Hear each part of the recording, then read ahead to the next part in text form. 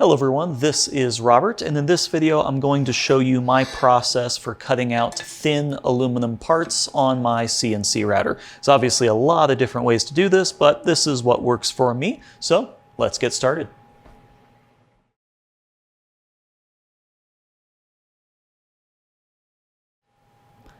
As always, feel free to use the chapters, skip around, and find the information that is relevant for you. I'm going to break this video down into 4 main sections. We've got the actual cutter, we've got the work holding, we have the feeds and speeds, and then lastly the chip clearing and or coolant. So let's start out with the cutting tool. If you're cutting thin aluminum on a CNC router, my go-to is always going to be a 1/4 inch single flute uncoated end mill, much like this one that I am twirling around right now. I have a lot of different 1/4 inchers. This is an 1/8. I tend to like the uncoated.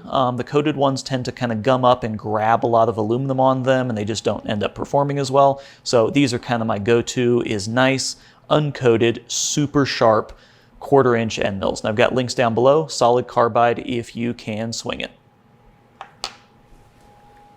Step 2, work holding. How do you hold thin parts on your CNC router? You can't really use a vise, you can't really clamp it down the corners because then the part will shift. So tape, tape, glue. You apply tape to your work surface, blue painter's tape. You apply that same tape to the bottom of the part, and then you super glue those together. This has a lot of different benefits. I've used double stick tape, carpet tape, all of those, but unfortunately those have a little bit of lateral shift to them. But when you do the painter's tape glued to painter's tape, you get no shift, and it is also really easy to remove. So let's do that. As I said in the intro, there's a lot of different methods that work. This just happens to be the method that works for me. With the painter's tape method, the thing that you want to keep in mind is both surfaces need to be very level. You don't want any high spots, you don't want any dips. If there are, just go ahead and sand it down or chisel it down, do whatever you got to do, and make sure those two surfaces are as level as they can be.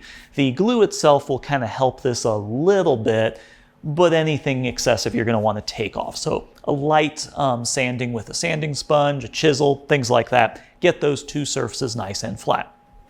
The thing that I really do like about this method is there's no real post-processing. I see a lot of people using tabs, and tabs are nice, but you got to still deal with those once you get the part off. Whereas this, you can basically just heat it up, pop off the part, and you are done. So for that, I like it. And also my CAM software doesn't automatically do tabs. Once you get both sides taped up and you're reasonably satisfied that everything is level and smooth, then just go ahead and apply a little bit of glue, slap them together, throw on something heavy on top, and then just wait till it dries.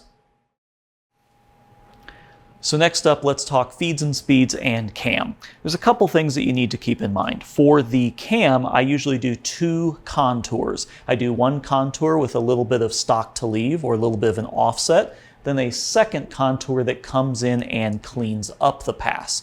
For the first pass, you want to do a ramp. You don't want to just go straight down and then cut your outline. You need to do a slight ramp. I usually do about a 1 degree ramp, so it will just slowly kind of go further and further down as it goes along the outside of the edge. Then when it's fully plunged in, then it will do the full depth of cut. So on the first one, do about a 1 degree ramp with, I do about 10,000 stock to leave, so that's a little bit on the outside. Then the second one has no stock to leave and then just comes through and does the standard pass, basically as a finish pass.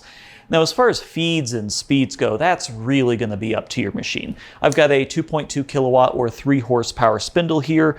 I'm going to run this probably about 20,000 RPM, maybe 60 inches per minute. I might slow it up or slow it down, speed it up, depending on how it goes. But that's kind of what I'm going to start with. 20,000 RPM, 60 inch per minute. If your machine has a lot less rigidity, you might want to go a lot less than that. I don't really think you need to do multiple step downs here. I think the ramping is what you want to do, but just pay attention. Those are kind of the feeds and speeds I'm using for a 1/4 inch single flute on a 3 horsepower spindle.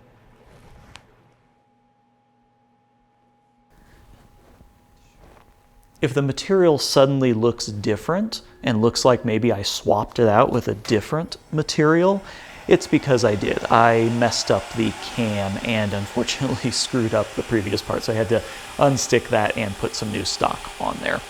But this is a good opportunity while this is cutting to talk about chip evacuation and coolant.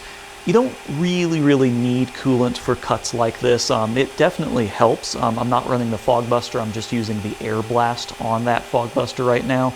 But chip evacuation is kind of the biggest thing you need to pay attention to. Those chips need to go somewhere, or else you just end up recutting them, they get stuck in the slot, and then you got problems. So an air blast, a little vacuum with a hose right next to it, get your shop vac and vacuum right next to the spindle as it's going, and a little squirt of WD-40 never really hurt anyone. So combination of those things and you will be golden.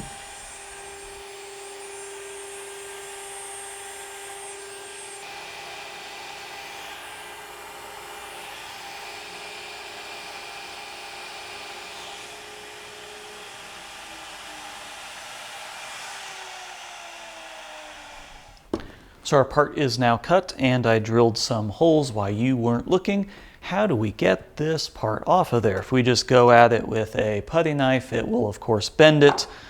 So I'll give you one guess. It's the heat gun. Heat this up, all the adhesive will loosen, and we can just pop this right off.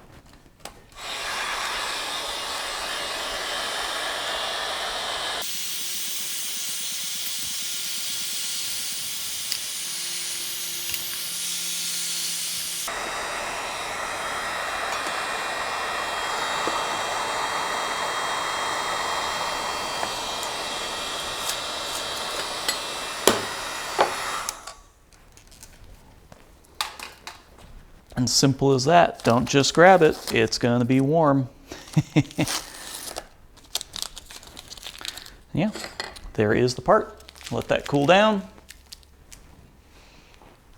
So there you go. This is the finished part. For anyone that is curious, this is kind of like the bottom access panel to the speakers I'm currently building, and you'll see a little bit more on that later. But yeah, this is what that part is. This part is 3 millimeters or about 1/8 of an inch thick, and this process works on, like this thickness or thinner. Like if you had something really thin, that tape method works well because it holds the whole thing down and it's not going to, flip up and flay up on the edges. You might want to switch to a down cut bit, things like that. But generally speaking, for any thin-ish aluminum, it is going to work just fine. So hopefully this helps out a few people. And as always, thanks for watching, and I will see you in the next video.